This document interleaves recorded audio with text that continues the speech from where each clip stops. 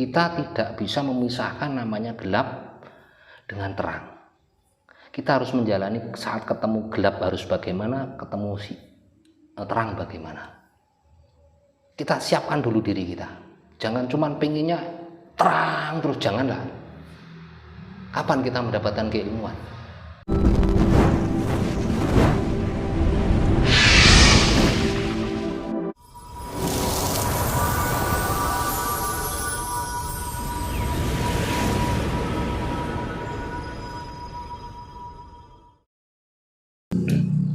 Kalau Tuhan itu tujuan, kenapa ada dalil-dalil yang mengatakan bahwa manusia hidup wajib untuk menyembah Tuhan? Bagaimana pemahamannya?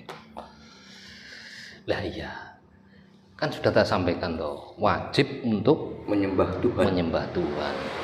Lah Tuhan itu siapa toh? Kan sudah saya sampaikan, si hidup tadi toh. Si hidup tadi loh. Tuhan itu hidup. Nek wong Jawa para leluhur Nusantara kuwi menyebutkan daya urip. Gitu loh.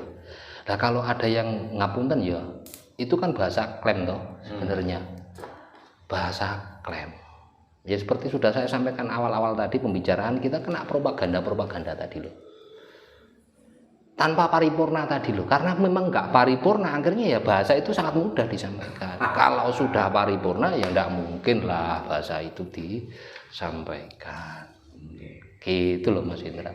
Nah ini titipan pertanyaan dari teman-teman. Ada yang tanya, Kang Didi ini ajarannya apa? Gurunya siapa? Kalau mau berguru ke Kang Didi itu bagaimana caranya? Nah, monggo Kang. Sebenarnya ini sesuatu yang berat ya saya sampaikan, tapi karena desak Pak Darsono dan Mas Hendra, ajaran Kang Didi itu apa tuh? Nek digelar wujudnya rasa ya, tapi kalau ngomong label ya, ini kan jenengan takon label ya, takon label. Jadi ngono ya ora perlu ngomong label, tapi piye meneh ya toh. Yang saya pelajari, yang saya jalani, yang saya terapkan itu namanya ajaran Sastro Jindro Hayuningrat Pangruwating Diyu. Ada yang berpendapat ajaran itu ajaran Cokroningrat. Ada yang menyampaikan ajaran itu ajaran Kolo Cokro, terserahlah orang yang menilai. Tapi yang pasti ajaran yang saya ugemi Sastro Jindro Hayuningrat Pangruwating Diyu. Kalau terus siapa gurunya Kang Didi? Jati diri saya sendiri. Jati diri saya sendiri. Berguru dengan alam. Berguru dengan alam. Dengan laku. Ya makanya tadi kan saya sampaikan, ngilmu iku tinembune kanthi laku. Lekasing kas tegesing kas nyatosani setya Buddha pangkekesing durangkara. Itu. Kalau cuma ngomong label teori ya nggak rampung, harus ada laku kang nyoto. Gitu loh. Lah monggo kalau pamirsa kok kepengin ketemu sama Kang Didi untuk berbicara terkait dengan cara perilaku yang harus diterapkan dalam berolah spirit dengan tata caranya Kang Didi, ya monggo. Ayo, gak apa-apa saya sampaikan, tapi ya nggak di forum model-model YouTube. Ayo kita duduk bareng gitu loh, karena leluhur kita mengajarkan begitu gitu loh. Ono tata cara adicara yang harus diterapkan, ada prosesi kan gitu. Itu terus masuk proses ini Kang Didi nggak podo karo agama, jangan bicara tentang itu. Kalau susah bicara tentang detail tentang sistem itu kan setiap label itu punya sistem sendiri-sendiri, yang seperti sesi sebelumnya saya sampaikan urusan dapur saya ya ndak mungkin toh saya sampaikan jenengan kan pinginnya barang dadi sego goreng wis dadi gitu loh, misalnya instan. Nggih. Sejak kapan Kang Didi, usia berapa ketika belajar ilmu Sastro Jindro Hayuningrat Pangruwating Diyu? Saya itu diajari sama eyang saya itu di usia 13 tahun Kang. 13 tahun diajari itu terus menerus dalam proses perjalanan tadi ya ketemu banyak hal. Akhirnya umpama gugusan bintang gitu akhirnya menemukan orbit. Nah, menemukan ketemu dengan itu ya guru secara guru pribadi spiritual saya banyak. Tapi saya tetap mengugemi yang ajaran pokok tadi gitu loh Mas Indra. Sebagai masukan, sebagai tambahan wawasan, tambahan pengertian supaya kita lebih dewasa untuk menyikapi dalam berkehidupan, cuman itu aja. Kalau yang lain-lain oke, kurang lebihnya gitu Mas Indra. Ketika usia 13 tahun Kang Didi belajar ilmu sastra Jendro, apa yang diajarkan yang dulu? Tentang apa? Yang pasti kita dikenalkan yang namanya sedulur papat limo pancer. Sastra Jendro itu sebenarnya ya kakang kawah kita. Hayuningrat itu siapa? Adi hari-hari kita gitu loh. Dikenalkan tentang itu karena itu yang mengiringi sak rino sak mengini dalam kehidupan kita. Diakui tidak itu bahasanya sistem alam yang bergerak, bukan cuma logika akal di situ. Makanya kan pernah saya sampaikan sebelumnya, ngerti yo bahwasanya hidup itu diwiwiti dari kemarin itu yang sudah sampaikan, dari wujude komone romo kita. Di dalam komo itu ada wujude wadi madi mani manikem.